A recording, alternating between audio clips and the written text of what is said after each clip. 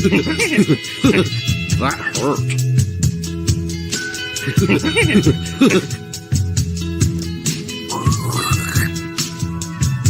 More verticality.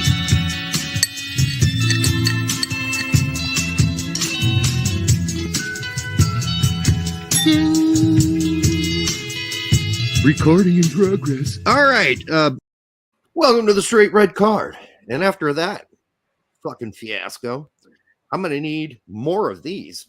Unfortunately, I only have one Pirate tonight. I'm going to have to start drinking vodka later. But I'm going to pour this. It's a Belgian beer. If you've never had Pirate, it's fucking fabulous. So I'm going to enjoy this beverage for the next hour and however fucking long this takes. Hopefully not as long as it took for me to fucking goddamn get my computer to work. Yeah, so I had to restart my computer twice before it recognized my mic or my camera on StreamYard. So StreamYard just didn't like it. Hopefully I don't knock this glass over. I typically don't use this type of glass while I'm doing a live show because when I lay it down over here out of screen, it's really easy for me to knock it over. So we'll see what happens. That's why I keep mine just below the microphone and the camera. The third in the background says introducing Filippo Silva, the tactical manager. Oops, wrong show. Indeed, the very wrong show. Just shit in order. But we love Filippo. Come on, sir.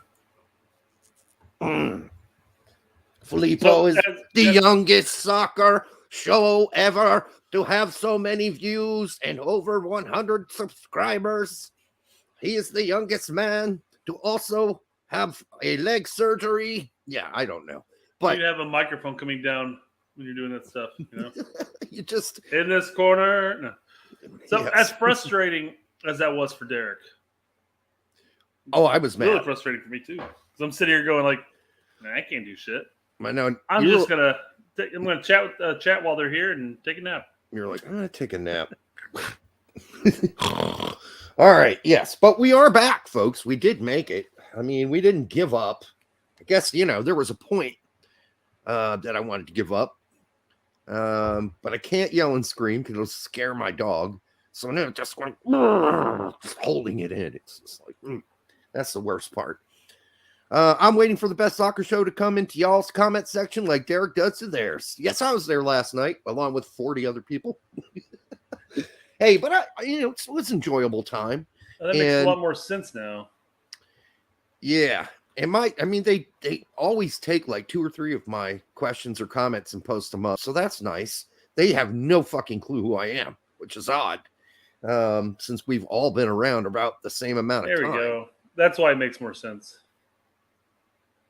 Yes. It worked perfectly fine yesterday for somebody else's stream. And it worked perfectly fine all day today, too. Until we got on to do the show. Then it said, nope, freeze time. Not going to work. Before we get in, and actually, interestingly enough, this topic that we're going to cover tonight was actually inspired by the very end of their conversation last night, where I think Jason Davis was saying, there's no need to panic. There's no need to do predatory caps. And the other guy, Jared, was saying, well, Mexico are going to do it. So if they're going to do it, we better do it too.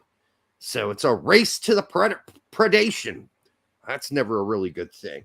Before we get into that, let's start with the Pulisic, Mark Pulisic's quote. Not to piss another father off. We're not here to do that. We've already taken shit from McKenny's dad.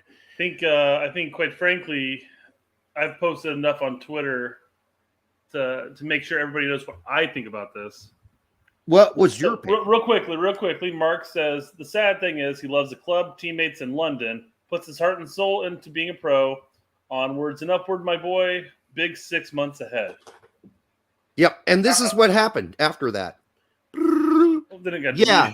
hey, Dad, can you please erase that, please? Thank you. I love you, man.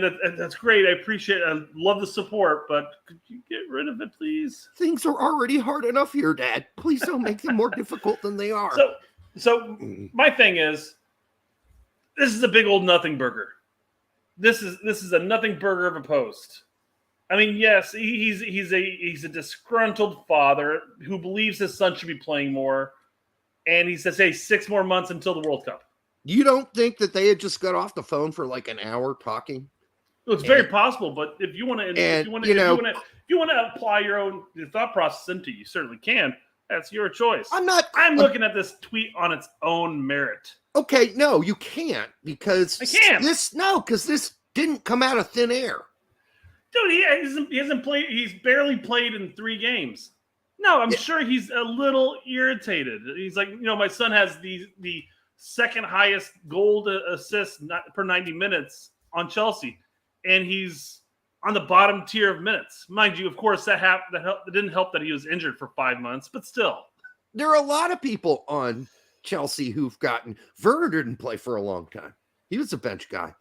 Lukaku barely gets to play. This is just Tuchel. This is not personal against Pulisic in any way. I don't know if he's necessarily saying it is personal. I'm just saying he's a disgruntled father who wants to see his son play more. Well, when he says it's a sad thing because he loves the club and his teammates and he loves London, isn't that harking to maybe it's sad because maybe he's going to have to go?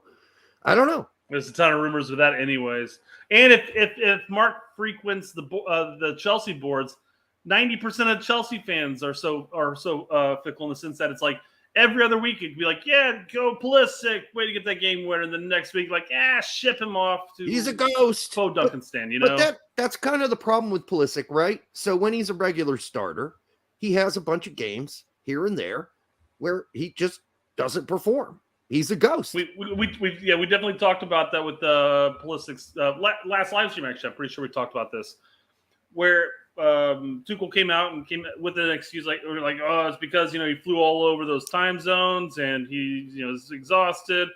Just flat out say he came out and he's played flat for the last handful of games. That's all you got to say. You don't have to make an excuse. Just say, he's not his best right now. We're going to let him rest a little bit, bring him back out as a sub, and then maybe he'll work his way into the starting lineup again. But no, I mean, again, I looked at this tweet and I saw a nothing burger, but it does bring up the point again, as far as any fathers are concerned of professional players. Stay out of it. Stay off of social media. It's a tough thing not to stick up for your son. And it tends to backfire a lot. And I'm not talking about any recent ones. I'm not talking about Weston's dad by any means here. I'm just saying in general, when you post something like this that might irk somebody.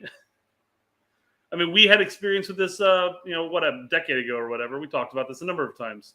I had an experience as an actual player with this.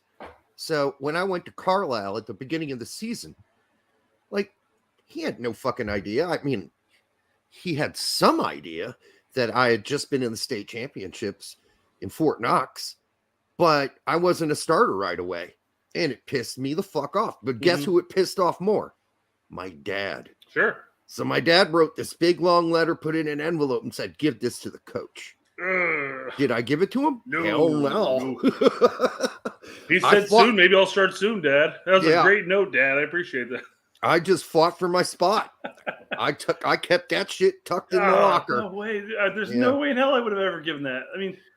Well, the thing is that Towns Brownlee, who was at Fort Knox with me, this is how Army kids go. Like, we all then shifted to a new base together. So Towns was on the team, but guess what? He was playing, and I wasn't. And everybody in Fort Knox would agree that I'm a better player, more skilled player than Towns Brownlee. But the coach thought I was a goof off and kind of I did. I like to joke around, have a good time. And he didn't like that at all. So he actually pulled me away at one point and said, hey, you're jerking around too much during practice. You need to take it more seriously. I'm like, okay, fuck, I will. And then I had a knee injury, one of the ones we talked about before, and that kept me out for a couple weeks. And then when I came back, I was not a starter, and everybody knew I was better than Towns Brownlee. So Towns' dad was on the sidelines during practices talking to that in that coach's ear. Oh, my son's the greatest. He went to the state finals last year. My dad did not do that. So my dad felt like he wasn't doing his job because he would show up and sit quietly on the sidelines And Towns' dad was in the coach's ear. Blah, blah, blah, blah, blah. But here's the idea. Don't do that. You're right. The parents should shut the fuck up and stay out of it. Yeah. Generally. I think it's not a good. They're grown men anyhow at this point, right? Okay. Well, yeah, you just sold Chris's point here. Where does he go? He says, Pulisic is fine where he is. He doesn't need nor want daddy defending him. Right. And I'm sure that's where the phone call came from. Yeah. I'm sure it was not Tuchel who called him.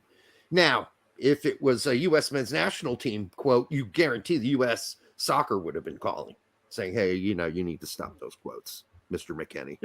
That text came out, and I bet you Tuchel made Pulisic run sprints after the game. We are talking. Your dad has sent in a text. Looks like you'll be running sprints today. What's this? So Matt's right. Holy crap, we're only 5 minutes in. We're talking about soccer already. Where we actually were going to start talking about that New York Post article about the man who grew a dick on his elbow. The fuck? That can't. I didn't pull that one up. Yeah, Chris sent that one to us. That cannot be real. Of course, that's not real. Oh, okay. I mean, I'm sure. Well, the New York Post posts weird shit, but the title is like my dick fell off and it grew on my. Why would it grow back on your elbow? That's. I'm thinking he super glued it to his elbow. It fell off. Yeah, look at that. It's right there. It's just I'm a man again. That's only going to last for a few weeks. It's going to rot and fall off. Yeah. By the way, sorry about the coughs earlier. I inhaled a turd from the pipe. I don't know why he swallowed a fly. It wasn't a fly. David D. Helicopter parenting at its worst. And that's the problem with any parents on social media. Again, always in good intention. I'm sure they're just, wanting to do their due diligence as a parent, and then it always comes off like that. So it's a very tight line to walk, guys. Jesus Christ. I'm sorry. That Jenny Kush is really kicking my ass right now. All right. It's weird that you named the flies. Mm-hmm. All right. I named all the flies in my house. They're all oddly aligned with the names of different types of weed. Fucking weird. Yeah. Jenny Kush, stay out of my mouth, bitch. All right. So, yeah, that's our thoughts on Mark Pulisic. All right. He probably just needs to stay out of it. I mean, he can say positive stuff like onwards towards big 6 months ahead. That's totally fine. But it's a sad thing part. That sentence, get that out of there. The rest of it's fine. You could have prefaced it by saying, hey, proud of my boy of getting another 20 minutes in the Premier League. Hopefully he earns his starting position back soon. Something like that would have been perfectly fine. Even though he did absolutely nothing in those minutes this weekend. Okay. Not much. No one passed him the ball. I mean, it's the same, and then before we move on to the actual topic, there's Infantino and his infant-minded comments. So, I don't know if anybody else in the chat has a notification set up on their ESPN, but when I got this notification, I had to send it Derek's way. Mm-hmm. I mean, anybody knows what we're going to be talking about here. They know this is a really bad take. What did I put? WTF? You're like, is this real? Did they misquote him? Yeah, that's my first thing. Is he couldn't have possibly have said this. There was no level-minded, thoughtful, empathetic character who would say something like this. And that's why in our world in general, we are ruled by morons who don't have any empathy for you whatsoever. They could give two fucks because they're doing just fine and you're not, and that's fine with them. Okay? Here is a FIFA president being asked about the migrant workers being exploited, taken advantage of, screwed in the ass. Let's read the title and then we'll get to the actual first paragraph of the article. I think it's really as far as we got to go with it. FIFA president believes World Cup migrant workers will gain pride from hard conditions. I mean, when FIFA's there raking in the billions and billions of dollars, those nice workers that help build those stadiums will sit there and they can't drink beer, so they can't enjoy that. But I mean, they gain pride saying this is what we've accomplished. This is like we're like in the 1920s in the United States, and the miners, right? The miners are in there. Lots of the miners are coming out and they're dying from black lung.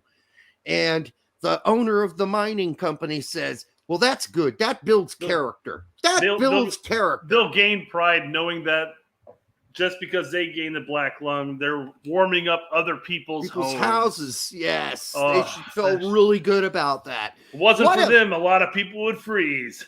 What a cocksucker this guy is. I already thought he was a cocksucker. The worst, man. Now I think he is the most unempathetic, unthoughtful, fucking evil person. Yeah. Like, not as bad maybe yet as, Mr. Sausage himself, his predecessor. He smells like sausage. Not him. Chris Gary says, is this an Onion article? No, I wish it were, Chris. It's ESPN. And I actually asked Brett to send me the whole article because I was like, I cannot fucking believe he really said that. Yeah, he did. He's a fucking idiot. So, yeah, all of the bad things that have happened to these people, to all the people who died and been taken advantage of, have not been forced into a pseudo-slavery. Hey, man, they're going to have pride because they got to be part of the World Cup. Yanker. You yanker. Yeah. This is life for these people. Ridiculous. Who gives a fuck about your stupid World Cup that's going to have 48 teams next time in it? You fucking idiot. Why don't you just I don't know. I'm just, it was so infuriating. All right, insane. Hold on. Let's see. The workers would feel proud of being given a chance to construct stadiums for the tournament in the Gulf nation, earning a living rather than being given charity. Well, nobody's asking for charity, you dickhead. They're asked to be treated well and paid for the work that they do. And not be in pseudo-slavery and be allowed when they want to leave. If they want to end their contract, they should be able to end their contract. They should be getting paid fairly. They shouldn't give them back their passports. Come on, guys. They shouldn't be ridiculous. Dying in droves. Insane thought process. Tone deaf world champion. Yes. That's got to be up there. And I think, we're canceling all these people for saying stupid things out there, right? Or not even sometimes even stupid things. Cancel this motherfucker. He needs to go. If you're so dumb and tone deaf, you can say something that stupid, you got to go. You cannot be the president of FIFA anymore. But no one's going to hold him accountable. No one. He says, let's not forget one thing when we speak about the topic, which is work, even hard work and tough work. He says, America is a country of immigration. My parents immigrated as well from Italy and Switzerland. Not so far, but still. Okay, great story, Mr. Infantino. So your fucking forefathers it's a little bit different. Even if you take into consideration all the people that immigrated over that helped build America, it's a little bit different. I mean, there's still the indentured servitude per se aspect of it all. Well, but as a whole, they could absolutely leave. Instead of working on a skyscraper and building that shit up 40 some odd stories up in the air with no not being tethered or anything like that, they could easily just have opted to move out west. Okay, so the 1940 standards in America for unions and workers is what they're okay with now? The standards we had back then are cool in Qatar? So it's okay that they're 80 years behind. No, it's not. There's a zero correlation between those things. Between the situations that occur here with immigrants and the quote-unquote immigrants that are working in Qatar. I mean, people know their history. This is not the way this has been gone down is not acceptable. And he's just basically saying, yeah, it is because, hey, man, my grandparents really had to work hard. Well, fuck you. Your parents probably were exploited to the max. All right, your great-grandparents. So were mine probably. Well, one of mine was a banker. So one was a colonel. So I guess it doesn't really count. They weren't exploited. I guess in a way they were, but they weren't. They were exploiting other people. All right, so Chris Fairburn, sorry. Shoot me a DM on Twitter with the link to the podcast, and I'll take a look at it. I watched it. Oh, you have already? Yeah, I watched it. Do you want to give any thoughts on it? I don't really think that. I think it's just as much conjecture for him than it is everybody else. Okay. I mean, is he really going to leave? You really think? I mean, if he does leave, are there other good options? Sure. Tottenham's be fine with me if he went to Tottenham. But I do want him to continue to play Champions League, and I think that's where he's got to be looking at teams that are consistently vying for a Champions League spot. So if he has to leave, he's got to leave. But if the new owners are American, he's going nowhere. Going nowhere. They're not going to let the biggest American star leave Chelsea. If the new owners are indeed, it ends up being finalized and all the paperwork is done and it's the American owner, then no, he's not going anywhere. There might be more Americans at Chelsea. Musah might come back and start. Well, I mean, up until the point that Chelsea gets a new owner, they may be calling back all those Chelsea players that are on loan to help fill in the rankings. I mean, you might see Gilmore back from Norwich to Chelsea. You might see Musah back at Chelsea, at least filling in the ranks. They're trying to get the sale done before the next window, so they're clear. Yeah, they're going to be able to make those transfers. Now, are the new owners going to be able to spend as much as a Russian oligarch? I'm not sure. The guy that's up for buying it is not a poor guy. He's got money, but are you willing to spend it? Kraft has money. He just doesn't spend money on the Revs. Chris says that there's a Spanish team interested in him. Yep. It's confirmed it, and but Chelsea leaked. turned it down. It's been leaked. No, it's been leaked. It's Mallorca. Mallorca's interested. No, it's not. But I'm sure they are interested. There were multiple Spanish teams interested in the article. It said multiple. Yeah. Villarreal, and I can't remember the other one. Anyhow, the point is that's fine. Villarreal, I'd be fine with.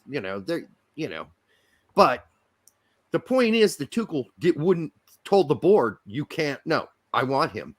He's staying. So. And he said the same thing about Werner because there was talk about getting rid of him because he had such a horrible season. They were like, yeah. There were a lot of rumors that Leipzig were actually after him. Yeah, well, that's his old. Was it Leipzig or was it Dortmund? No, his old club was Leipzig. Yeah, Werner's a Leipzig. Dortmund that was interested, I think.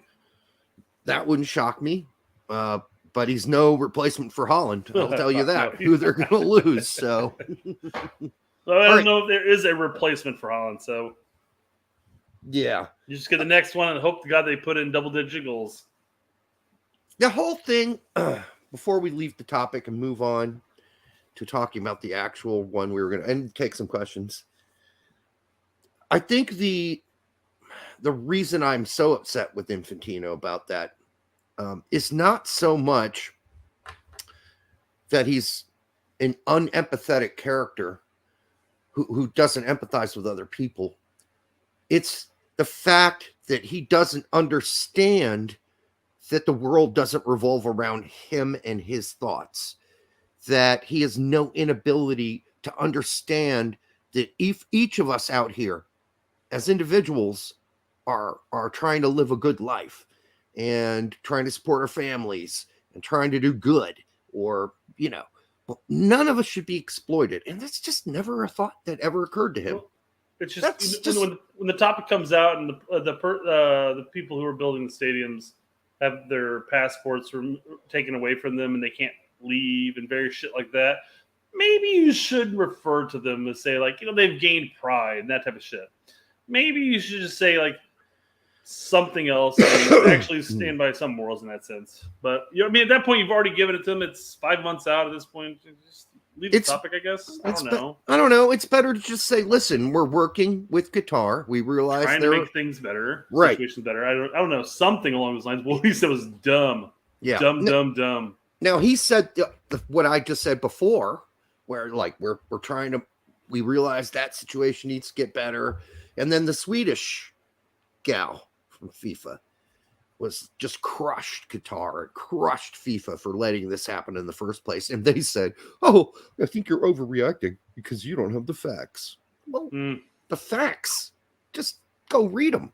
We know what some of the facts are. Anyhow. Real quick, last thing to bring up when we talk about Tuchel and Pulisic. We've already finished up the Qatar topic there. But Chris brings up a good point. Tuchel rates Pulisic. He says he's sick of hearing people say otherwise. He just rides the hot hand. He Pulisic does. will get a start. He'll have a good game. Start regularly. Why haven't people learned this? We actually talked about this last live stream where we said that basically he just rides with whoever's running a good game. Right. Pulisic was playing well before the window. He went with the U.S., came back, and he's flat. He had subbed out. Now we're riding with Werner and Havertz, and we'll see what happens. Also keep in mind not that they're running hot right now by any means. So we may see a flip-flop soon. But also keep this in mind. If you're a guy that likes to ride the hot horse, you can only run, especially with their playing congestion, the schedule congestion. After about 5 or 6 games in a row, let's say you play 5 or 6 games in a row, yeah, you're going to probably pick up a knock, or you're going to be tired or exhausted because they've been playing FA. They've been playing the cup games, Champions League. They're busy. Oh, so yeah. Mount and Rudiger played quite a few minutes. He's a center back. He didn't have to run that much. I know. And Rudiger has that. So I didn't bring up Mendy for that reason, though. It's like, well, Mendy has the most minutes on the team. Well, of course, he's the goalkeeper. Right. But no, I mean, Mount has some like 1,800. Everybody else has like 1,100 to 1,200, give or take. Did we not call Holland Norwegian? What did we call him? No, I think he's referring to the person. You said Swiss for the lady. Sweden. I'm pretty sure it was I said Norwegian. No, I said think it's Sweden. Oh, whatever, Sweden, whatever. Not Swiss, no. Oh, if you said Sweden, then that's potato right there. It's close. Hey, man, they're neighbors, right? Doesn't that count for something? But, hey, thanks for correcting us. You're right. It probably was the Norwegian lady. Any other questions before we get on to the main topic of the night? Well, no, let's jump into it now. We're about 30 minutes into it. It's a good time. Do we know any examples of the U.S. men's national team doing predatory capping? I know England does that shit all the time, and they make it sound like it's an honor to wear the 3-line shirt once in your career. I say we go back to the old times and let guys switch back and forth. Well, they really can if they're careful, Jose. That's the thing. If you allow yourself to be predatorially capped like Jonathan Gonzalez, you just screwed yourself because everybody warned you. Everybody warned you. Don't listen to them. He filed the one-time switch. That's a little bit different. But that it still is predatory. Don't get me wrong. I agree with you 100%. It still fits the bill, but not quite necessarily what you think with predatory capping, where it's like you have like a 17, 18-year-old potential starlet, and you go ahead and cap him because he also could play for 2 other national teams. Of course, some things have changed over time. Recently, obviously, they made the recent one-time switch change. Well, they had the one-time switch for a while there, obviously. Right. But then they made the change to it. So the actual rules, because we always talk about this, we're like, I'm not 100% positive what the overall rules are behind the one-time switch now. But it's basically if you have no more than 3 senior matches before you turn 21, FIFA final matches. So if somebody goes to the World Cup with the team, that's a permanent cap. You cannot file the one-time switch after that. But apparently, they say the Gold Cup and Euros and that type of shit is the same thing too. Apparently, that's a permanent cap too. Yes, it is. Yes. I didn't realize that was going to be a permanent cap. But so is Nations League. World Cup, is it really? Yes. I didn't know about that one. That's cap. I know World Cup qualifying counts towards the 3 caps, but they don't count towards a permanent cap. And there is one stipulation on it that you can make another change is if you only played for a country, let's say you played for country A only through their youth levels, but no senior levels, and you've lived in the different country for like up to like 5 years, you can make the one-time switch to that country, so long as you had citizenship prior for to the senior team. For the senior team, otherwise you can flip-flop between youth teams all you want. Absolutely, yeah. And it doesn't make a goddamn difference. Look at Jonathan Gomez. He's doing that with us. We've had other players that have done that with us. Well, we're about to potentially see that with Cade Cowell. He's getting his Mexican citizenship right now, and same thing with Chance too. But they're getting the Mexican citizenship to keep their options open. I mean, they can qualify for it. Same thing from who? Cade Cowell. Cade Cowell, and you said same thing? Chance Cowell. His 13-year-old brother who's going to be going up and playing with the U15 Mexican national team here soon. Let him go. Who cares? It's Cade Cowell. He has proven nothing yet. Not He's even in still super MLS. young. He's not a superstar MLS player. So can we quit worrying about tiddlywinks here? I mean, the kid is still super fucking young and still developing. Young. Yes. So I stand. I'm going to reiterate this because I have to reiterate this every time we talk about dual nationals, especially on Twitter and stuff like that. I don't presume to understand what dual citizens feel when it comes to feeling one or the other or both, kind of torn between the two. I know you can. We talk about this all the time.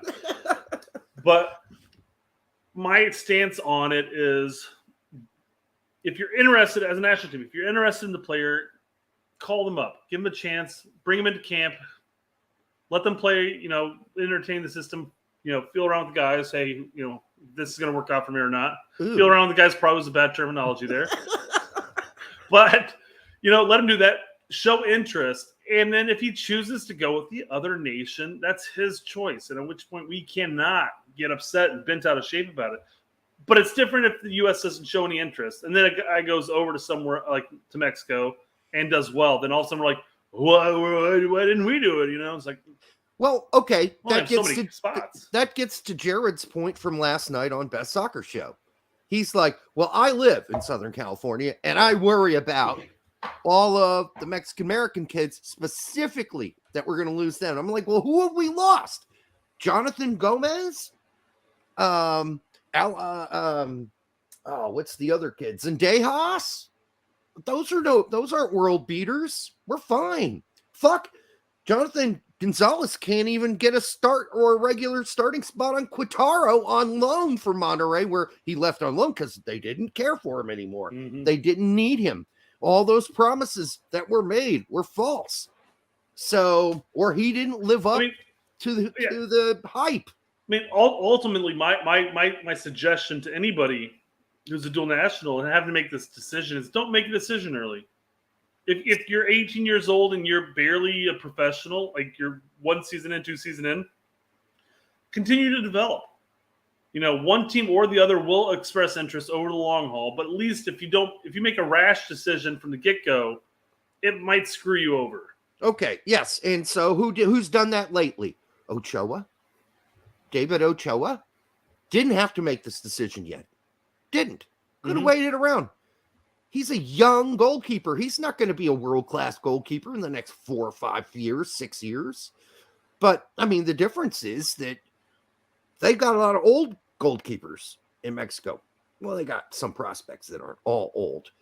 So they might have a better shot being on their team. I get why he did what he did. Araujo. Same fucking thing. Yeah, we lost him. So what? Am I supposed to cry about that?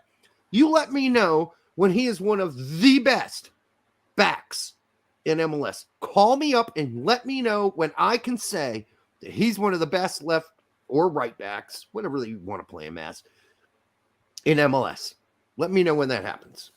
Otherwise, we gave him plenty of chances anyhow. We called him up. He just chose them. All right. I mean, he went through our youth system. He went through our Olympic qualifying system. I mean, he even got called. I'm pretty sure he got called into the senior national team at least once. Well, what his comment was, there wasn't enough representation on the coaching staff that reminded him of his background. Yeah. That's what he said. I think he's one of the few. I mean, at least with Ochoa, he came out and Chris Gary goes, I blame Jason Christ. No, at least with David Ochoa, he came out and his little op-ed talking about how he went to Chivas, played there, didn't really feel Mexican. Then he came back and he had a connection with the United States national team. That coach passed away, unfortunately, and he felt like he lost it. And then he got he got invited back. He got invited to the senior Mexican team after Nations League, after potentially being snubbed during that window of Nations League in those 3 friendlies. But then he's like, I harken back to my childhood where I grew up with my family, my parents, my uncles, and so forth, where they talk about these players all the time, and I just felt a little nostalgia there. So Pepe talked about the same thing. He still picked us. So there's that. He said, I grew up watching Mexican soccer, and I was a Mexican national team fan. but he picked us. So the U.S. gave him the opportunity of being a professional player, and stuck by him. He's not going to beat out Jimenez for the center forward job at Mexico, and he's certainly, if healthy and they invited back, he's going to beat Little P for the second spot, Chicharito. So let's say, I mean, listen. In fairness, Mexico's struggling at scoring too, so they are. I don't think maybe that's not this Jimenez's cycle, but maybe if he's looking at the following cycle, who knows? I don't think that's Jimenez's fault, though. Frankly, he's not getting much service and not many opportunities, so it's not. You can say that about Pepe and everything here too in the United States. Our nines don't get services, and the other guy we lost was Efrain Alvarez. I don't know. I don't really consider that a loss. Very similar to Rossi. I think he's more or less made his bed from the get-go. And he never really teetered so much back and forth. I know he got called into a camp and he experienced the American game, if you will. But it was written on the wall well before he finally there's a accepted it. photo of him like from 3 years ago with a big Mexican flag that he's holding. I stand firm that that's more or less a Rossi type of quote-unquote loss, you know? You can lead a horse to water, but you can't force it to drink. All right. So, you can't tell somebody they have to do something. They get to make the decision in the end. And there's sometimes no way of convincing them. Okay. So if I went to Brett's house and I said, Brett, here's this incredible cake and this incredible fresh lobster with butter. Which one do you want? You can only have one. And Brett's cake or lobster? Yeah. I get a cake. That's what I said. And so there's not, if Brett does not like lobster, there is no amount of caressing him that's going to make him eat that lobster before he eats that cake. He wants the cake. And I'm not saying it's that simple. I don't necessarily want the cake. I just don't want the lobster. There's only so much fondling that can happen. Yeah. And especially if it's unwanted fondling, then, you're not doing yourself any good. No means no. No means no. And then I was like, I was with Jason Davis last night. I was like, what are you talking about? Like, who are all these players that we've lost? So we just mentioned some of them. You mentioned Rossi, who never was interested in playing for the U.S. in the first place, and Sabatic. Sabatic just hated the youth coaches. So he hated it was Rongan, wasn't it? Rongan? Yes. Yeah. He's that's a good person to hate. No offense to him. Maybe some offense to him. He's a dipshit. Anyhow, he's an egotistical dipshit. But my point was as well that Sabatic didn't really actually turn out to be a very good player. So people remember that. He had like 2 or 3 good years with Dortmund, then he was out the window. He barely played for the national team he ended up picking. They barely called him up. He disappeared off the fucking face of the planet, practically, as a player. So, I think as a center back, he was more or less gone at the age of 28 or whatever like that. Like, I don't even know where he went to after that point. I think he was gone by 26. Yeah, sure. From what I remember. I'll take you on. That's perfectly fine. Yeah. Yeah, that's back when you can watch goddamn German soccer on TV. And I was like, yeah, I can watch Dortmund games in the morning. This is so cool. I used to watch every game he played because he was still eligible for a while. And I was like, please pick us. But no. All right, so Sabatic. Sean brings up a good point. If you paid Brett enough money, would he eat lobster? Yes. I would absolutely eat lobster if you paid me enough money. And I guess maybe he's bringing up a good point. If these players may stand a better chance of playing more games with the U.S. men's national team than they will with the Mexico national team, depending on the player, of course. I think most of them are calculating that. But I'm just saying, you might make more money with the U.S. national team than you would with the Mexico national team. Now, how would that be? They pay their players well. I guess I don't know. I don't know the pace structure. I guess they get paid. But I mean, how many games has David Ochoa been a part of? Would you say that if David Ochoa is still part of the U.S. national team, that he would have been our third option through qualifier?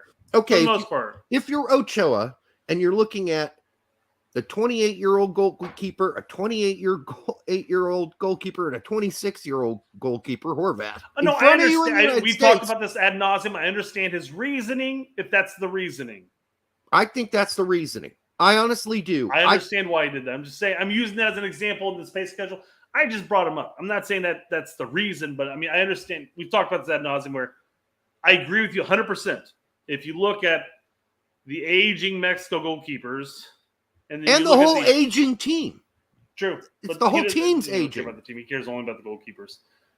No, but I'm talking about you can put Alvarez into that. Araujo looks at that, and they're like, listen, that's an old team. I got a better shot there. Who am I going to have to beat out on the right back? Dest? I got to beat Dest out? That'd be the right back? Fuck that. Did you say Efren? Or I know you brought up Araujo, but did you say Efren as well? Yeah, Efren looked at it and said, listen, the future. We've got a bunch of. We have an entire midfield of 18-year-olds. Let me finish. He doesn't play fucking midfield. He plays winger most of the time for LA Galaxy. We have a bunch of wingers of 18-year-olds. What's your point? He has no chance of ever beating out our young wingers. Zero chance. He's got some shot going down the line with a very aging Mexican team of squeezing in there somehow. Could he beat out Morris or Areola? Yeah, maybe, but there's a lot more guys than that. There's Aronson, Pulisic, Weah. Yeah, and there's more coming. Reyna, yeah. Sure. Yeah. No, I 100%. Again, I agree with that. I understand that. I'm just saying he could, in theory, have beaten out. But again, Efren's different because, again, I stand firm that he's been 100% on the Mexican side regardless. Yeah. That's beside the point. Right. But he's more of a attacking player. Again, I mean, we talked about Araujo looking at the right back situation. And at the time when he made his decision, you had at least a 3 or 4 deep spot of players who were playing at their club level and also playing at the national team level that were slightly older than he was. So again, I understand that too. And again, this is just assuming these players are making these decisions based off of looking at the squad and saying like, well, over the long haul, I probably stand a better chance over here. And that could have been a major factor there. Well, and then there's the whole idea that Jared's worried about dual nats, which he then specifically said Mexican dual nats. Okay, fine. But dual nats has not been an issue. People don't even realize how many players that have played for the U.S. men's national team are actual dual nats. Musah, Dest, obvious ones. Pulisic's a dual nat. Reyna's a dual nat. Pepe's a dual nat. Horvat's a dual nat.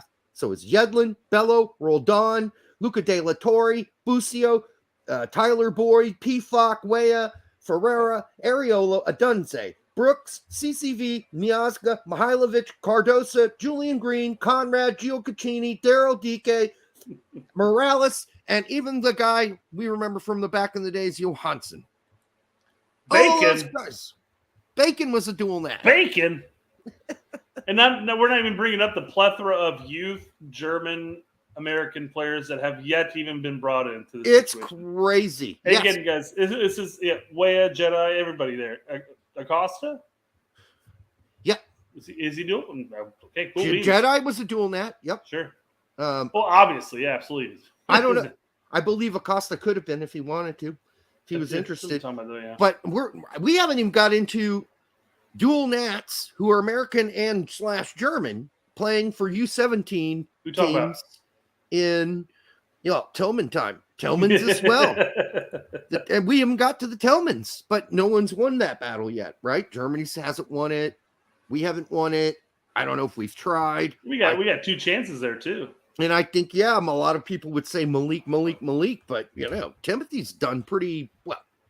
It's an awful team, but he's not done that bad this season. He has his limitations. I'd say Malik has the higher ceiling. Chris Gary, I think worrying about dual nats is silly. Amen.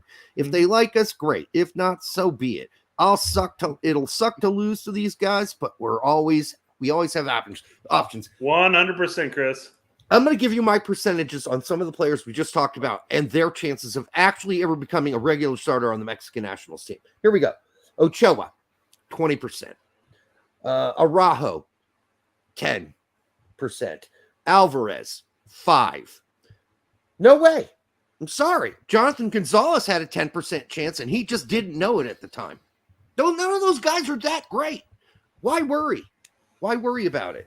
I'm not going to worry about it. But people do. We hear them yell and scream, Richie Ledesma, Richie Ledesma. Well, Richie, Ledesma, when you play, I'll start to worry. Hey, you got a minute with PSU. What you talking about? Yeah, he got a little scrap time at the end there. He's in there now. We love you, brother, man. You come play for the United States. Don't worry about that Mexico. And he has played for us. It's not like we haven't called him up. And K. Well, in fairness, I mean, how many players are we talking about now that have been brought up through our like U15s and all the way up that are now like making that switch over? You know, and it's just that.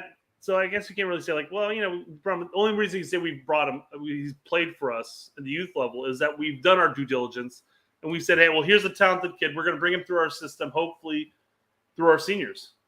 Yeah. And at that point, again, if Ledesma picks us, great. I have seen nothing saying otherwise, so I'm not saying we should worry. Well, I've seen people mention. I've never seen him say anything really. No, me either. So again, guys,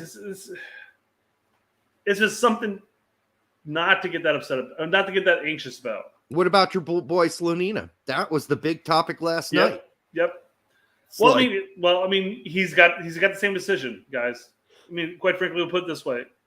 And there's talk of him already more or less signing a pre-contract with some EPL team or whatever. Saying that, beside the point, everything I've seen from him, he's sort of a 50-50, but kind of like leaning towards the United States. Again, he may choose Poland in the end. He may choose the United States. His choice. And don't be wrong, would suck to lose him. It'd suck to lose another youth prospect at goalkeeper. But I'm not starting. I'm not going to sit here opining about it. You know, I'm not going to start him in some. Well, that's the great thing about the Nations League matches, right? Those are meaningless for the most part. To me, they are. I mean, I don't know. I like to see us win too. Yeah, I mean, do you waste a Nations League match by starting Slonina or bringing him in for the last 5 minutes, which would be the most predatory thing I've ever seen in my life? I mean, he might even say, "No, I ain't suiting up, coach. Fuck that. No, I'm not coming in for the last 5 minutes." Unless he's 100% positive he wants to play for the United States, he shouldn't accept a call up. He's going to have an opportunity. Stefan doesn't play. Turner's not going to play very soon. Horvath doesn't play. None of the other, Melia's not having the last great 2 seasons. Fry's too old. I mean, once you bounce out of our top 3/4, I mean, even looking at Johnson's what, like 32? I mean, he's getting up there in that age. We've already seen his peak. We know exactly what he brings. So at this point, you reach out to Gaga and you say, hey, are you interested? You can have one of the spots. You can fight for that starting spot in there, blah, blah, blah. Because, I mean, we're not playing powerhouses in these upcoming Nations League matches, but we want to make sure we win. But I mean, you can say, hey, you can come in here, you compete for your spot. And if he says yes, you bring him in. But he's not going. Says no. He's not going to say yes. Yeah, exactly. Well, no, it depends on what if he's 100% on board with the United States. At that point, maybe he does say yes, and then that caps. If he does play, of course. Poland has a really good history of developing good goalkeepers. Sure. I'm sorry. So he's going to have to battle for a job either way. Well, I was going to say, for the most part, historically speaking, same with the United States. Well, we did up until after Keller and Friedel retired. And then after that, we stopped producing. Howard retired. I think the problem is we kept producing goalkeepers the way we kept producing goalkeepers, but the game changed. The job changed, correct. So what's required of a goalkeeper has changed, which is why you don't have the Howards, the Friedels, or the anybody that's we've had. Any of them were neither of them were good with their feet, but that wasn't a requirement back then. Yeah, so. Sweeper keeper wasn't a job. We're still producing decent, higher quality shot stoppers, but then again, that's not all that's required at this point anymore. Mm-hmm. And you can get away with it, but I mean that's why. So we still produce good goalkeepers. I think we just don't produce good goalkeepers for the current game, if you will. Right. And then the other name that comes up all the time is Alex Mendez. What a decent game for Vizela. Scored a goal. But, hell of a goal, too. Nice little banger. But keep in mind, he wasn't a starter before that. I mean, he was, then he wasn't. Then now Maybe so. We'll see. Sebastian Soto, don't even get me started at that point. And then a lot of calls for Balogun. Let's cap Balogun. I'd consider it, being that our 9 position is so. But at the same time, England's not going to call. So we talked about England earlier being a predatory capper. Not recently. They're stopped doing that. They fucking let us have Musah. They didn't even fight for us. They're probably going to let us have Balogun too. Because there were a number of fans that were upset that Musah made the switch, but who cares? They've got a plethora of youth coming through the woodwork. That it's the same reason why Germany doesn't really get too bent out of shape whenever some of their players pick us. You mean English fans were upset? Yeah, there were definitely English fans that were upset. Oh, fuck them. Well, I'm not saying not to. I'm just saying that there were people that were like, "Oh, Musah, why are you doing this? You should have stuck with us. You would have been a star player." Blah, No, there was no sign that he was going to be able. I mean, they are so fucking deep at England. It's ridiculous. Now, maybe they were wrong because the last 2 years, Musah has really sped up his abilities. Like, he's getting better every year. So maybe they were wrong about a ceiling. He's getting more playing time. I think that's what really factors into it. But at the same time, when you're as loaded as England, you just say, hey, buddy, you're going to have to wait your turn. Yeah. All right. And that's where we're at now in a certain way. We don't have the luxury of just capping all 196 dual nats out there under the age of 23, because that's how many there are. So good luck. That's a lot of people to say, you could turn out, you might turn out, we're not quite sure. Might be a phenom, you might be a flop, you might be Freddie Du, or you might turn out to be like Pulisic. But we're going to cap you anyhow. We're just going to waste all these cap spaces. We're going to play all 199 of you, which is not 96 of you. It's not possible to do that. Thank you, Jose. We love you. Jose Lopez. Yes, I feel for dual nats. You're not allowed to represent one country and keep the respect of the other. You instantly start getting hate from the other side. That's a tragedy. So, and I will argue this, at least for me, when a dual net chooses another team, I don't have hate for that player. I have indifference. So at this point, David Ochoa filed that one-time switch. He is, by all means, 100% a Mexican national team player at this point. Good luck to him. I don't care. Yep. You're just another player. Okay, whatever. I don't care. You're another same Mexican player. Araujo, same thing with Efren. Same thing with Gonzalez. You go down the list. I mean, I didn't bat an eye with Rossi. I mean, at that point, he chose Italy, and anybody who didn't see that coming was super naive. But quite frankly, it's one of those things. Again, it's like you don't want to play for the United States. Okay, bye. Well, we may bring somebody in who's not as talented, or maybe they are as talented but younger or whatever.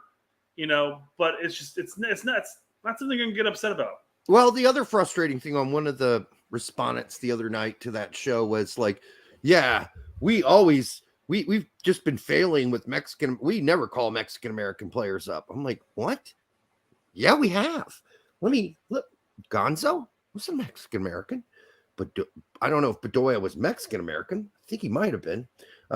Ventura Alvarado, Fecal, Orozco, Fiscal, Paco, Jose Torres, Joe Corona, Villafana, Greg Garza, William Yarborough, don't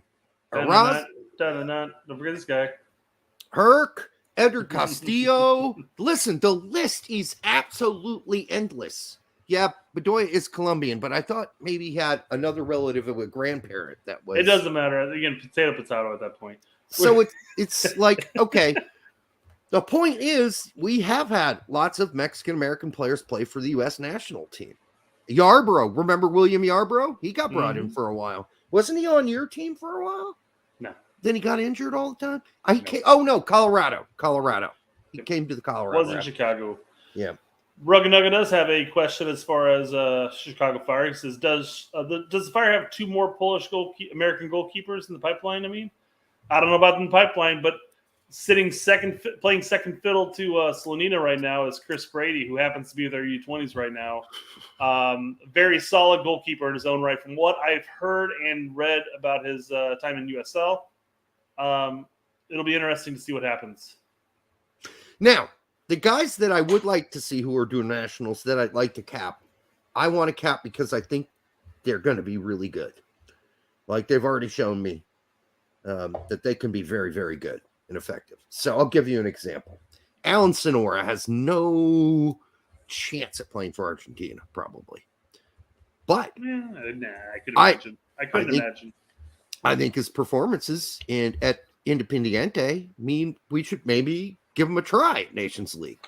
Mm-hmm. That doesn't mean we're predatory capping him. That means like we'll bring him into camp. If he impresses, we play him. Easy. So and I stress this as with them, Sonora, and both Sonoras at that point, they're both playing for their club. And at that point, you're looking at a player that you can bring in and play. That's a bit different than saying bringing in a 17, 18-year-old or whatever, because you're afraid that some other country might cap him.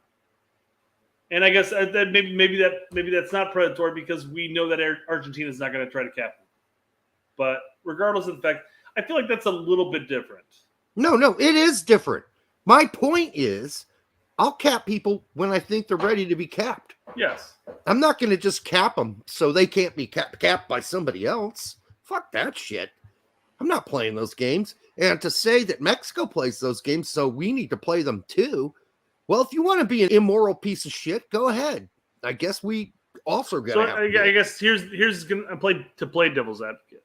Let's look at somebody like a Malik Tillman, who doesn't play for Bayern. Plays for Bayern too, doesn't he? I'm assuming, right? Yep.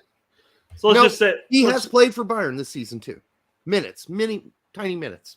Okay, tiny minutes. And he's actually with the first team. Sure. And then he went back to the second team. Now he's back with the first team again. So he goes back and forth. So I guess again, play devil's advocate. You have a promising talent like Malik Tillman.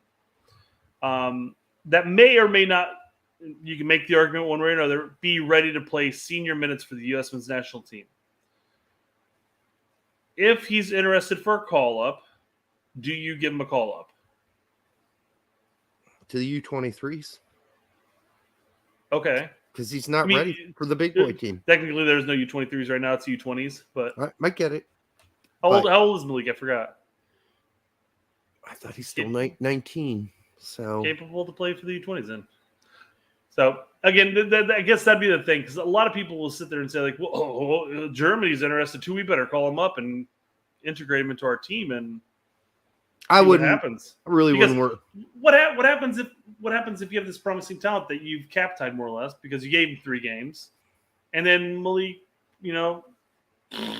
fizzles out? Germans aren't predatory cappers. Well, they don't care because they have like 5 deep in every position. They're so fucking deep they don't care about that. They don't fucking give They're only gonna call you up if they think you have earned it.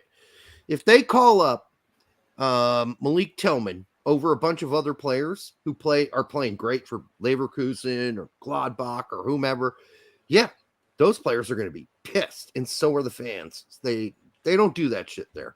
I mean, they do it at the youth level, actually. Yes, they're sure. Well, it makes sense because you're expecting at the youth levels, you're probably not a consistent starter for said team. Because if you are, let's say, if you're 17 and you're a starter for Dortmund, you're probably not going to be brought into the U20s because you're probably going to be contending for a senior spot at that point. Yes, JB74A says, yeah, Malik's played with Germany youth forever. According to him, he likes the German system. Yeah, he has said that. Absolutely. And he's absolutely came out and stated that he's leaning that direction, 100%.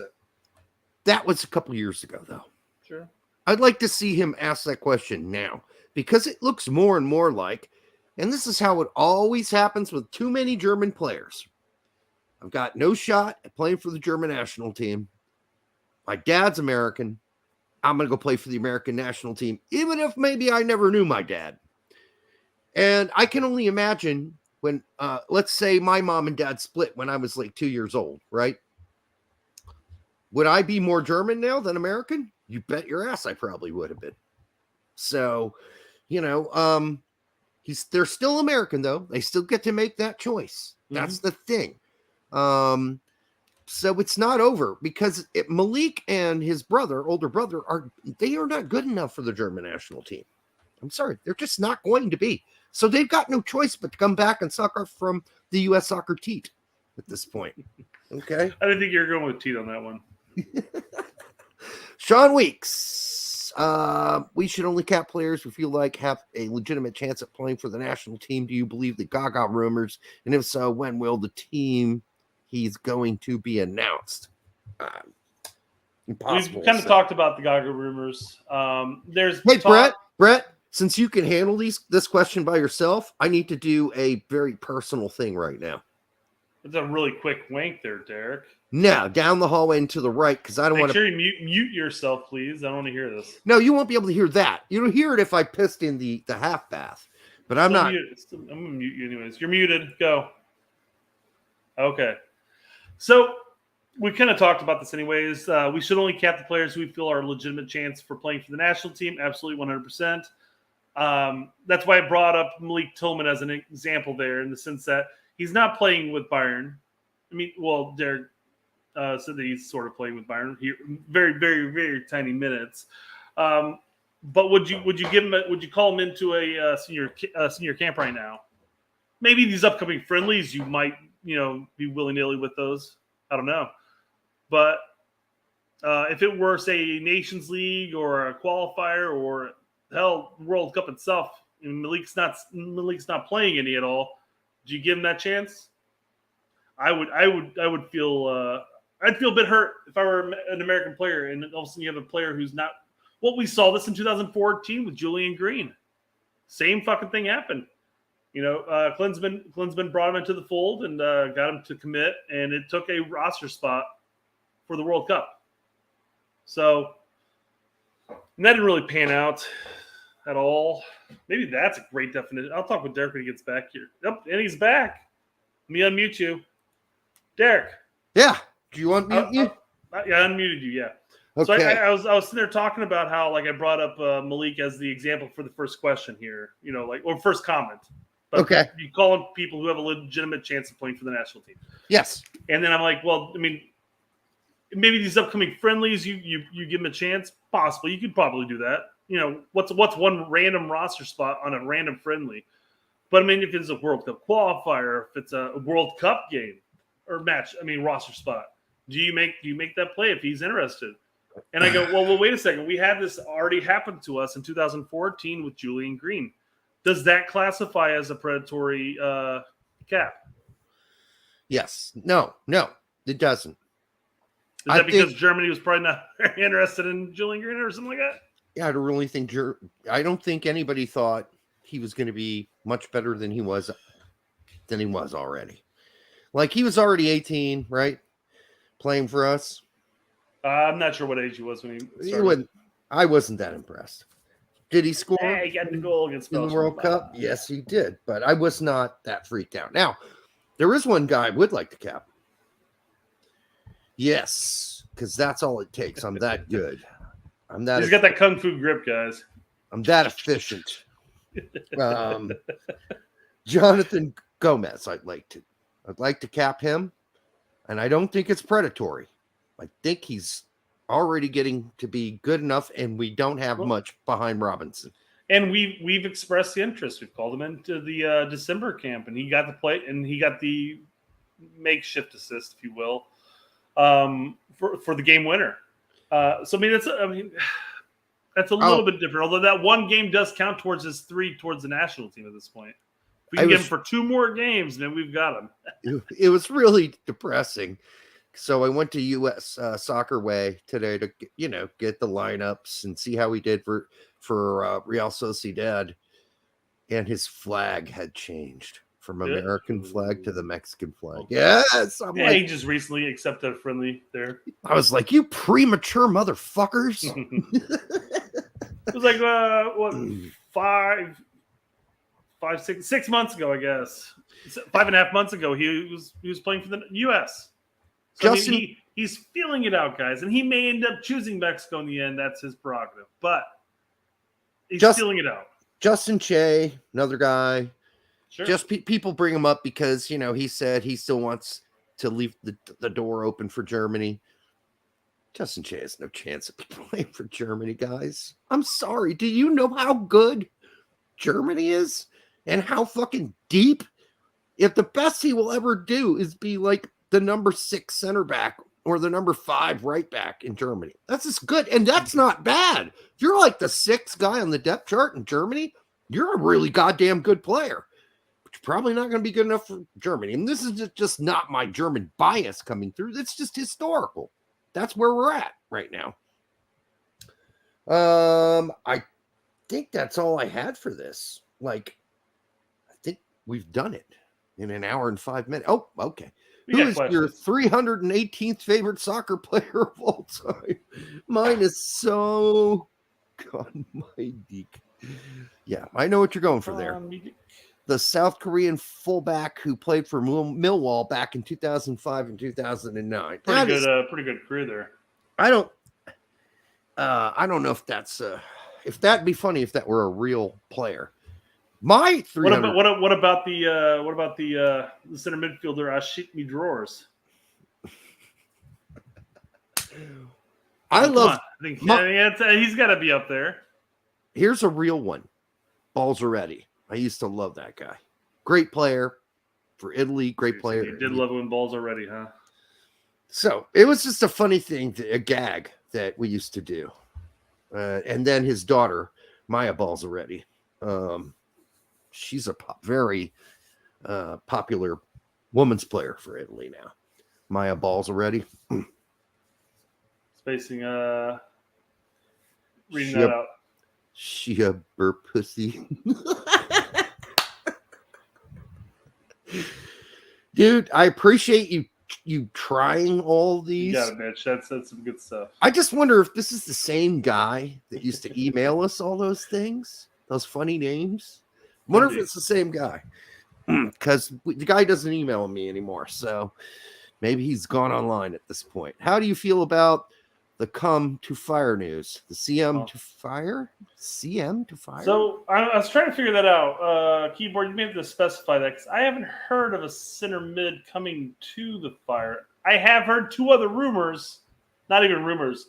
One's verified and one's waiting, I guess. But apparently Chris Muller is set to come back. That's gotta be him. CM's Chris Muller. Yeah, there we go. Derp. Duh. It looks like it's coming on a free transfer. Well, why not? Clearly, Hibbs must be more than willing to offload his salary. Dude, he barely plays there. He plays like the last 5 minutes of every game. He's not that good. But on top of Chris Muller, who will probably be playing, I guess, left mid for us, be battling Herbers, I guess. He will be a bench player for you guys. Possible. That's what he is. We also have Hero Torres. Hero Torres coming in. Listen, Mueller is a guy. I like his confidence, but he's not as good as he thinks he is. And he's just not as good as a lot of Orlando fans thought he was. I mean, he's a good player. He had a season where he was scoring goals like a banshee at the beginning of the season. So, yeah, he can be effective. He scored for us, the USMNT national team. This isn't going to work. Hold on. He's a very good far depth player for us. But that's about it. So, what's this? This is our new arrival, Hero Torres. And I figured I'd play a minute-long video. I know this really only affects like 1% of our listeners, but fuck them. I'm gonna make them listen to some stuff. What is it? All right. He was a huge part of that team, even when they weren't winning the league last session. This is me being when the team was really bad, he was the one bright spot. And a lot of Atlas fans are up in arms that he's headed to MLS before he eventually is going to make his jump to Europe, because he will eventually. He is that good. But he's an exciting player. He has pace.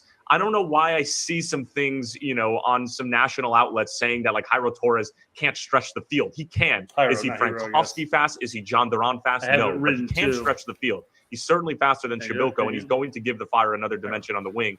But he's very clever. He's got a high soccer IQ, a really high motor as well. Puts in the dirty work. He can help out with the press, and his That's the big thing right there. He's going to help with the media. Dude, are you trying to put me to fucking sleep? No, well, I wanted to put that on before you start talking about F1 or golf, you little bitch. Yeah, well, I can say it's 1983 is calling and it wants its fucking intro music back. What was that? It was either written by an infant or somebody who was born in 1972 or 68 or whatever, because that was horrible music.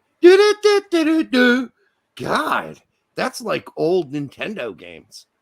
Sean Weeks, just for making us watch something about Chicago, I'm going to tag Brett in Rosenborg news.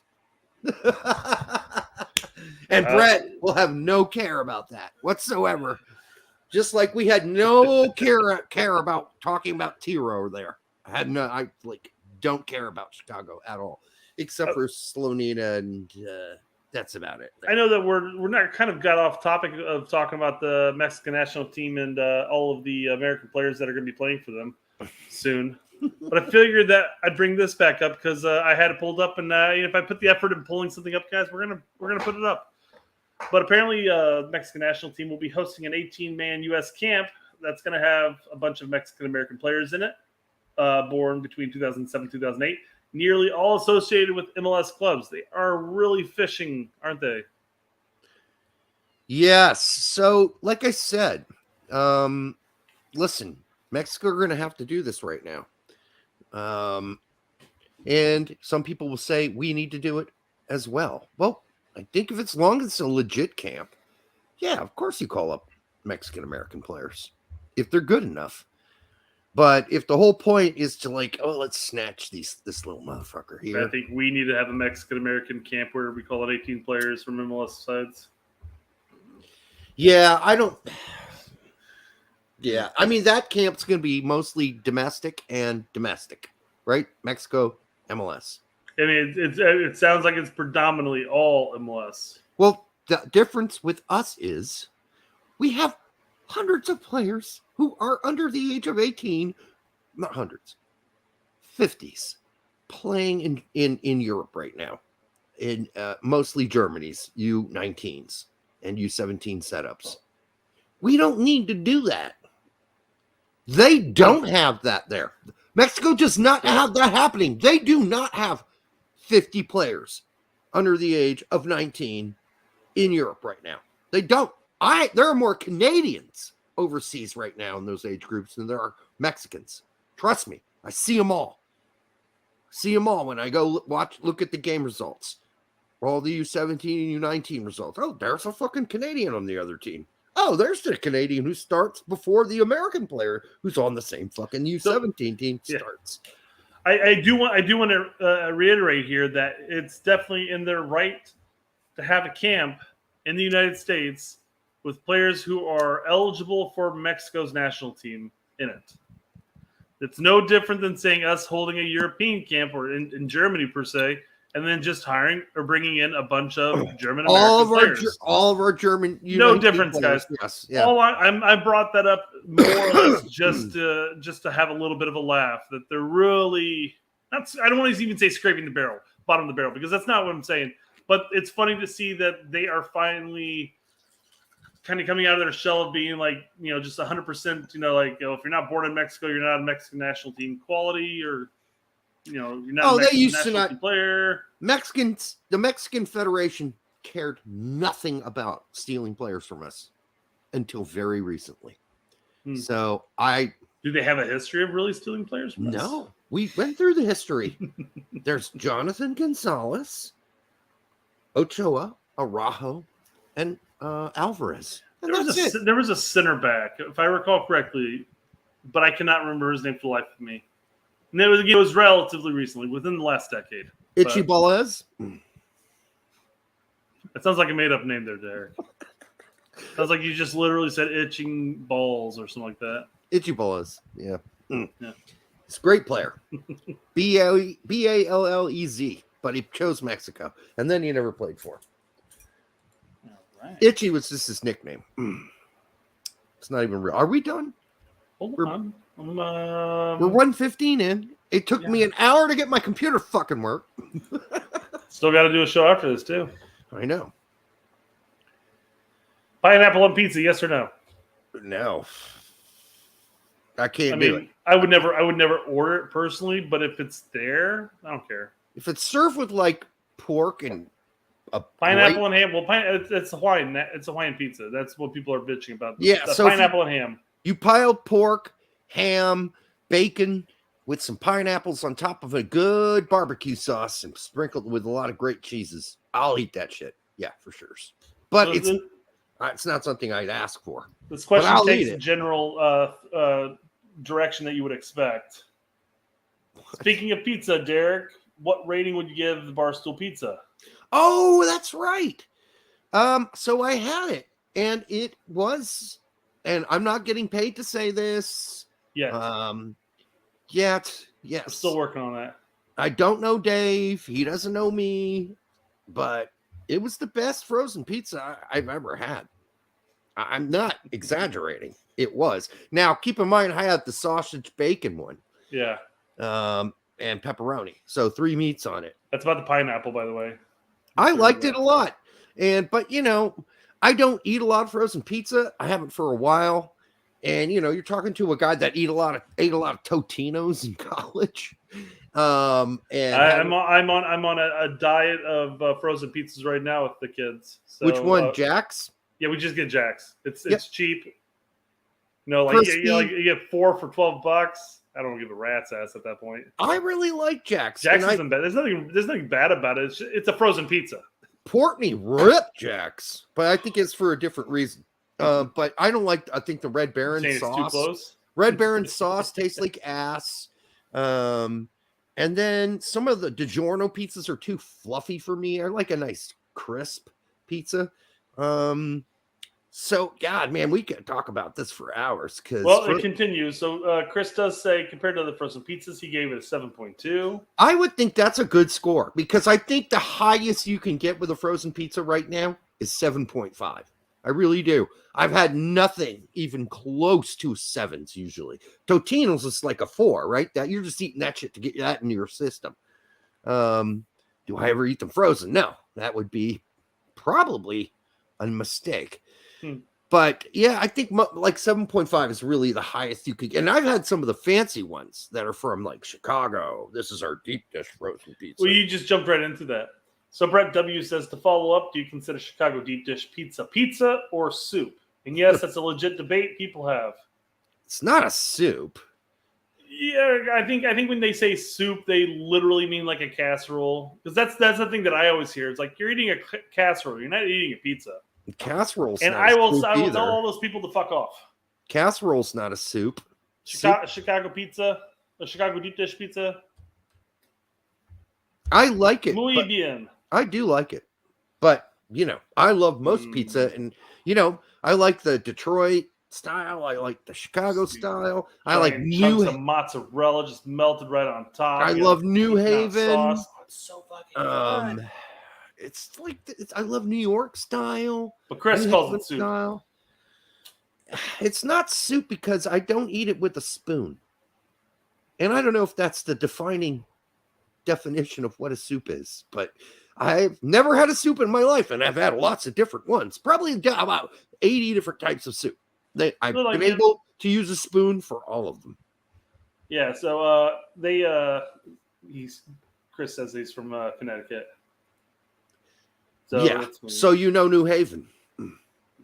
Yes. So it's for me, the people will argue like you shouldn't be eating pizza with a fork and a knife, which is what most people do with Giordano's or Chicago deep dish pizza. You have to. No, I just grab it with both hands.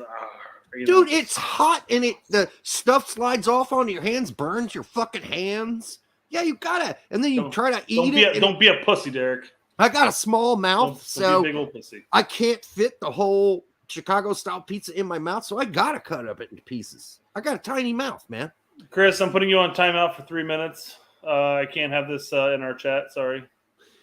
Listen, if I had to rate it, I'm going fucking New Haven is number one. There's no doubt in my mind they are the best. So that's not even an argument to me. And then it's New York City, then it is Chicago, and then it is Detroit. That's how I'm going. And then it's frozen pizza underneath all that. But all of the big brands, Domino's, Papa John's, all of them could go fuck a fish right in the Papa John's. Ugh. So disgusting. I mean, God, sweet marinara sauce, that's the worst. So we used to have Magic Mushroom around here. That was the bomb. They're gone. Pizza X was in town. I didn't think you could legally sell that shit in Indiana. Pizza X still around, and they're not bad. That's sort of a semi-New York style. I was a big Pizza Express fan. That's the same place. They had to get rid of Express. Now I thought they all turned to Hotbox. Nope, they're all called Pizza X now. Dude, Hotbox sells the exact same shit. Then it must be like the difference between like a Jack's and a Hardee's or whatever the fuck that's called. Could be. We don't have Hotbox. Jack in the Box or whatever the fuck is Jack in the Box and Hardee's. What is it with Hardee's? There's a Hardee's and there's something else. That's Hardee's / whatever they have everywhere else except for the Midwest. Pretty much, yeah. And I can't think of what it's called. They have a slightly different like character, yeah. But the buildings are built exactly the same. I know. I've traveled. I've seen them. I've been like, oh, that's just a fucking, that's a Hardee's, but with a different name, Rugged Douglas got my back. He says it's Ventura Alvarado was the center back I was thinking of, I guess. No, I mentioned him. Hey, guys, rewind the fucking tape. I mentioned him along with Gonzo. Alvarado was the third player I mentioned. Okay, then it's not the same Alvarado, actually. So there was a center back that ended up playing for Chivas. I'm pretty positive it was Chivas.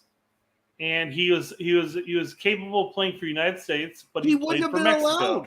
I know, that's why I said capable. He's not center back. His name was Sendejas. He was a midfielder. Maybe that's it. I don't know if that's something else. Yeah, trust me. That's it, because that was a big controversy at the time. Yeah, he was a midfielder. He played for the U.S. youth teams all the way up through his youth system. And then he had to go to Chivas. They wanted him. But they're like, we don't play anything but Mexican players. So you got to make an oath that you will not play for the United States, which he has not.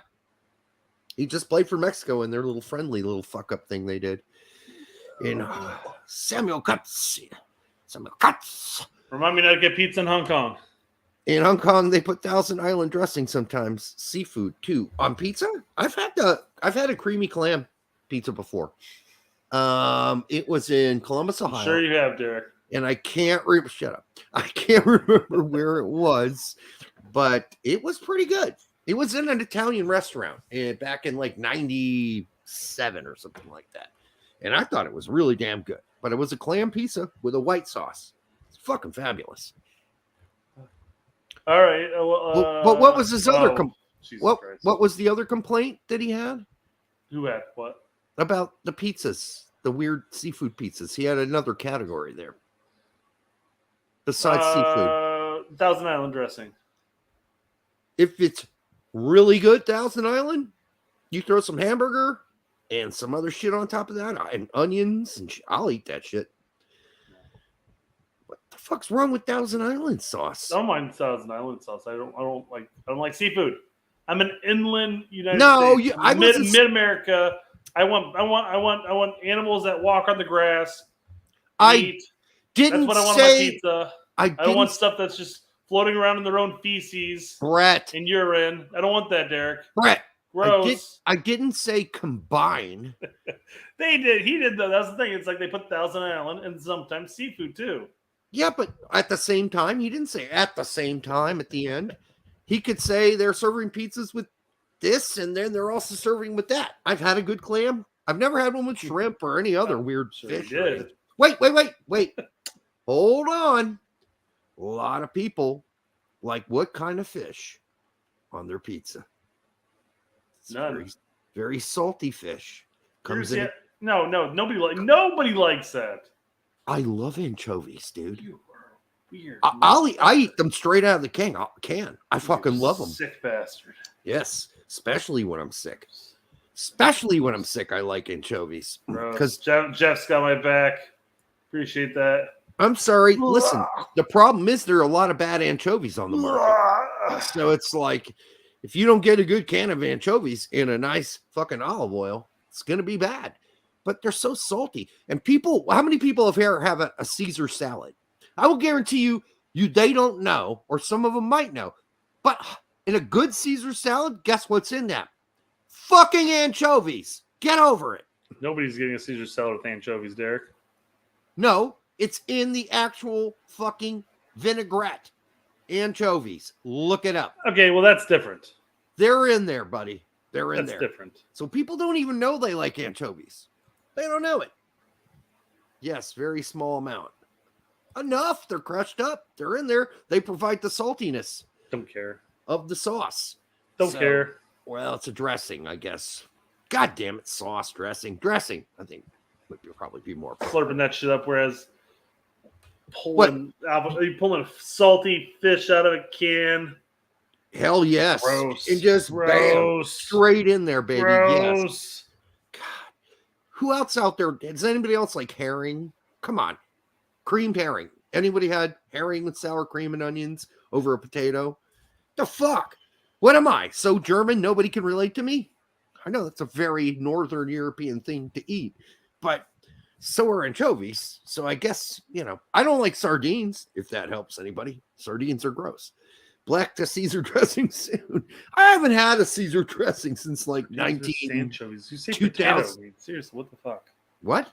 It's sardines, anchovies. You say potato. I mean, I don't like sardines. They're stinky. They're both gross. No, well, fucking anchovies don't smell like anything unless you stick them down your nostril.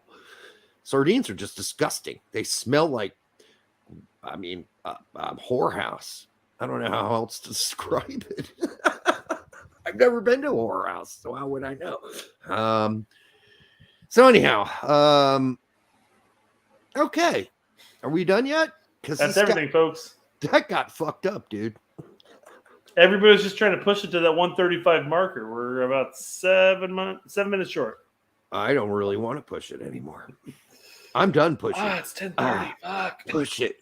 We did it. We've already pushed it long enough, I think. All right. So Chris has his own version of seafood he likes.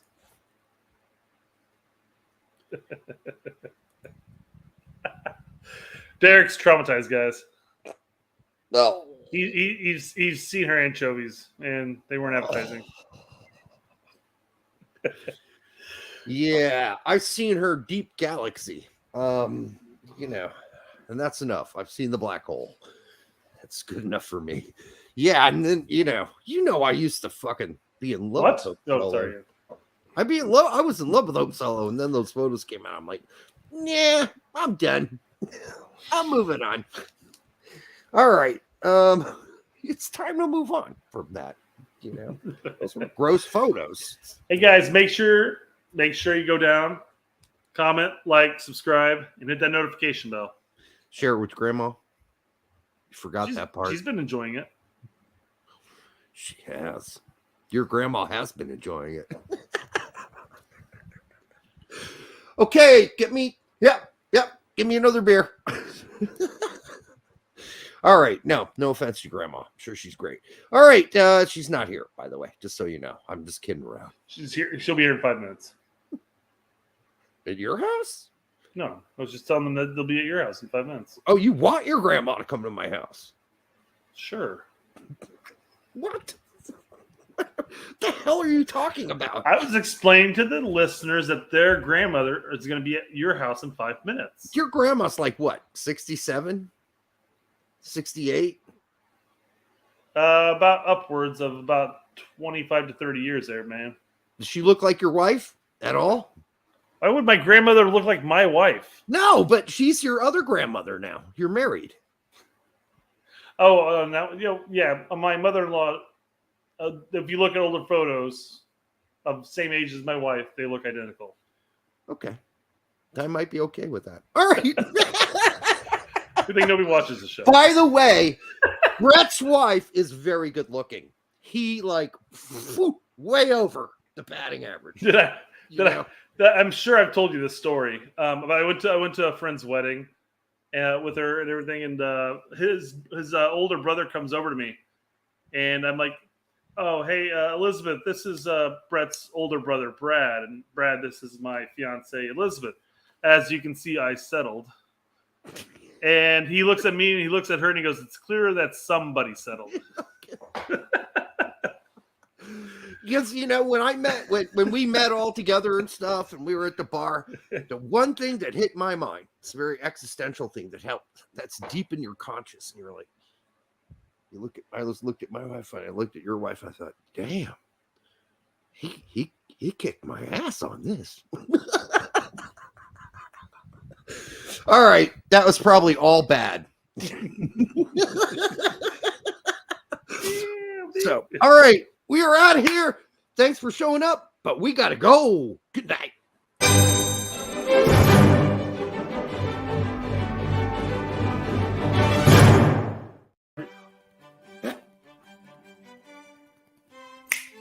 Do it again.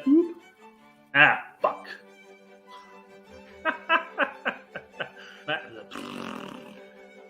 And like it. That's way too many likes. I got a comment on a channel. Fuck. Oh. Yeah. That should probably do. That should probably do.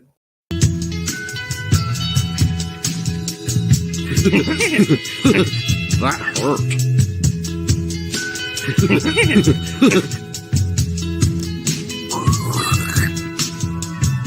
More verticality.